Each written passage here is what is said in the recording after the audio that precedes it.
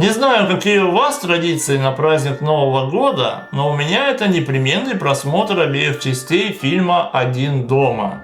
И я говорю обеих, а не первых двух, потому что последующие я даже за фильмы не считаю.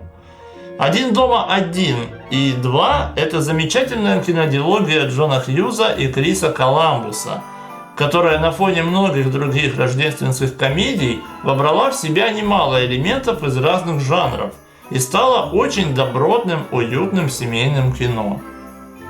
Посмотрел я ее впервые еще мальчишкой, и как раз примерно в то время, когда только начинал играть в Дэнди.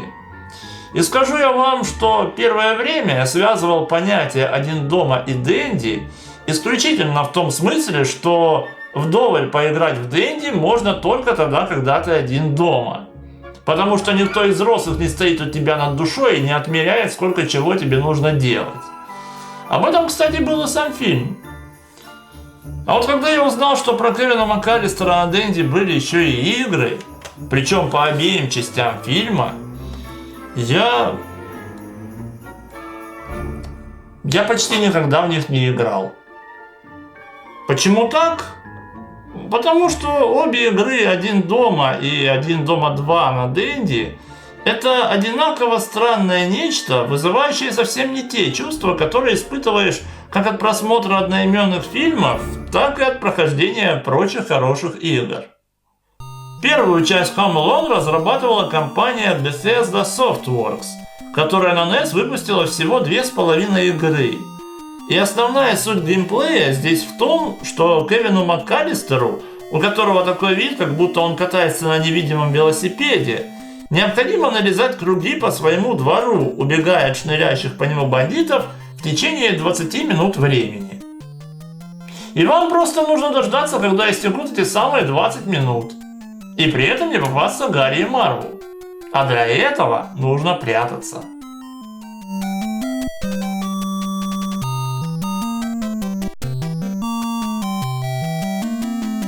Офигенно интересный геймплей, да?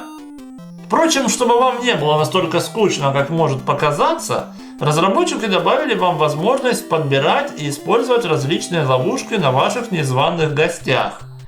Машинки, утюги, телевизоры, газовые горелки, стаканы, шарики, пауки, нагреватели. Вообще пофиг, что еще.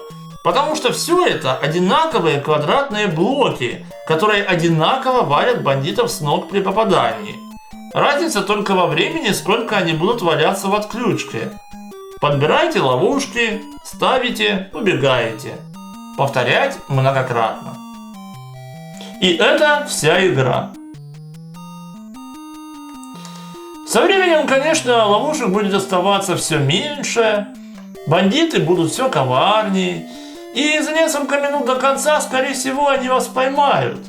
И дико выбешивая, в очередной раз заставят задать себе вопрос, зачем я вообще в это играю. Но я, наверное, играл в это больше из-за редкости. Потому что первая часть «Один дома» настолько редко встречалась на пиратских картриджах для Дэнди, что я узнал о ее существовании уже во времена эмуляторов на ПК. И потом очень долго искал. Но вот вторая часть «Один дома» с подзаголовком «Потерявшийся в Нью-Йорке» была на Дэнди сплошь и рядом. Да. Но только и в нее я не играл. Потому что эта игра одна из самых жутких и пугающих игр моего детства.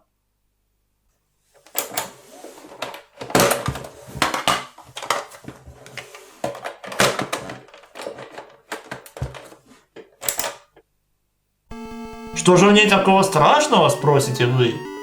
Ну просто посмотрите заставку.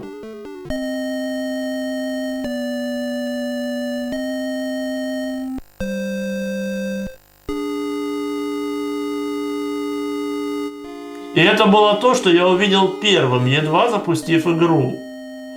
С этого момента рождественская история про юного Кевина навсегда превратилась для меня в хоррор. Впрочем, это было только начало. То, что вы видите, это один из 3 возможных вариантов показа заставки игры при запуске на Дэнди, и наиболее упоротый. Второй вариант проявлял нормальное изображение консьержа в исполнении Тима Карри, что вообще-то не особо уменьшает его жутковатость, но ограничивался только побитым текстом. И это был самый частый вариант заставки игры, который я видел, в результате чего сюжет был мне неведом.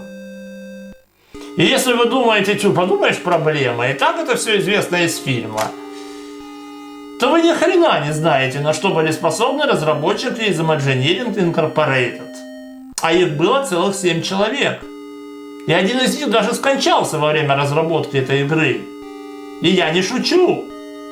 Это был Том Хейт, отвечавший за доп-дизайн и программинг. В конце в титрах даже написано «В память о Томе Хейте». И я представляю, чего он тут навидался. В общем, самый правильный, как его задумывали разработчики, вариант заставки должен выглядеть так и рассказывать завязку сюжета игры. Оказывается, этот самый консьерж, после того, как обнаружил краденую кредитную карту у Кевина, начал обзванивать другие отели Нью-Йорка и натравливать всех на него. А Гарри и Марв тем временем звонят своему старому подельнику Левше Луи и вместе собирают банду, чтобы самим поймать несчастного Кевина.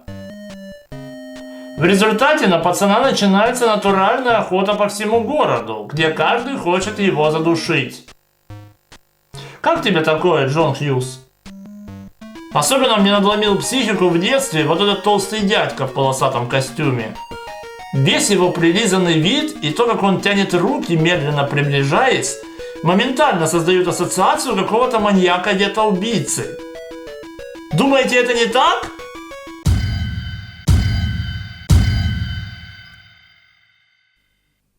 Этот ублюдок душит ребенка в детской игре на Денди. Ядрить, как Nintendo это пропустила! Офигенное детское семейное кино. Это, мать его, фильм ужасов. А еще эта музыка бьет по мозгам.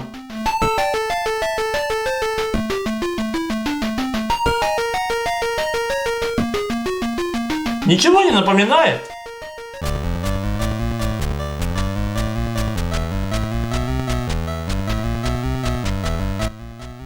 И вот скажите мне, как после всего этого можно воспринимать эту игру иначе, чем Survivor Horror? Это был настоящий Survivor Horror моего детства. Собственно, поэтому разработчики предоставили Кевину целый арсенал оружия, от пистолетов до разнокалиберных ружей, чтобы хоть как-то противостоять всем этим маньякам. А маньяков тут хватает. Взять, например, босса первого уровня, повара, который раздевается по мере битвы, а в конце еще делает вот это.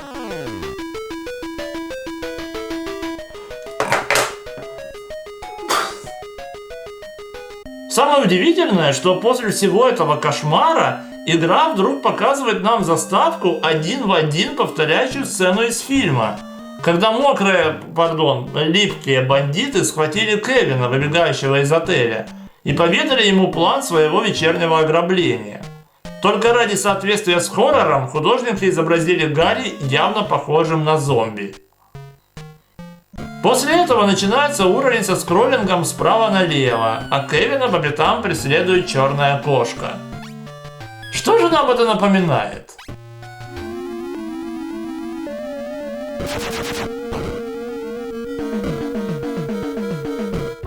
Да, это делали те же самые чуваки.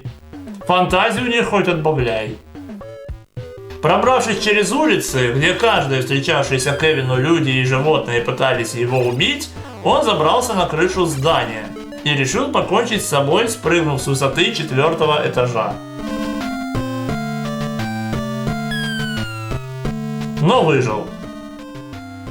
Реализм. А дальше его понесло в канализацию, где летали полчища птиц. Реализм. И наконец он добирается до раскуроченного дома своего дяди Роба, где его уже поджидают.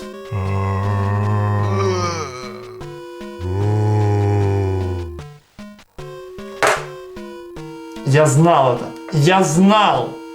Вот поэтому Гарри так странно и выглядел. Бандиты тут реально превратились в зомби. Плюс ко всему, это довольно большой дом с несколькими этажами, где на каждом имеются закрытые двери, которым нужно искать ключи. И пока Кевин это проделывает, попутно пополняя боеприпасы, его преследуют липкие зомби. А вот это мне уже напоминает... Ладно, молчу. Забравшись на крышу дома, Кевин уже не рискнул спрыгивать вниз, а спустился по канату. И вот тут выяснилось, что в доме дяди Роба было не 3 этажа, а целых 10. Впрочем, некогда сейчас об этом думать, надо сматываться. Тем более зомби гонятся за нами. Ну, да, в каком хорроре нет сцены, где за героями гонятся монстры? Добравшись до конца уровня, мы узнаем, что Кевин мчался не в центральный парк, а, видимо, прямо к Рокфеллеровскому центру, где стоит огромная новогодняя ель. И именно здесь и состоится финальное сражение. Да, прямо на елке.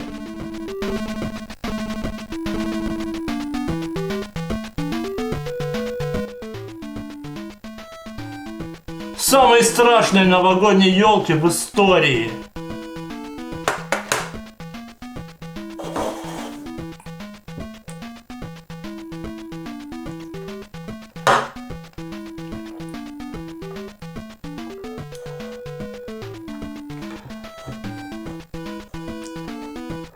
Нахрена? Не, ну я понимаю, ладно, хоррор, но вот сейчас шутки в сторону. Реально, нахрена они нарисовали эту страшную морду на новогодней елке из «Один дома»? В каком месте это вообще «Один дома», блин? Это что, было в фильме? Если я уже не увижу всех, то можно хоть повидаться с мамой. Больше ничего в жизни не прошу.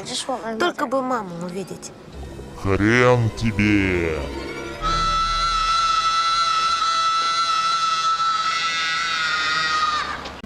Но тем не менее, именно здесь на сцене появляется та самая дама с голубями из фильма. И слава богу, хоть она соответствует ему и помогает, как и Кевину, победить мокро-липких бандитов-зомби. Здесь, наконец-то, игра заканчивается, и нам показывают финальную сцену воссоединения Кевина МакКаллистера со своими родителями. Фух.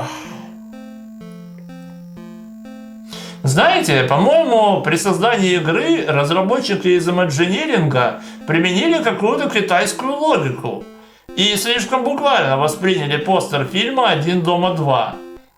Ну типа, чем еще должен быть этот фильм, если не ужастиком, раз даже на афише статуя свободы орет, выпучив глаза. Вот они и с лихвой насовали подобных моментов в свою игру. Но даже несмотря на это, финал фильма все-таки изменениям не подвергся. И Кевин воссоединился со своей семьей, которая уже...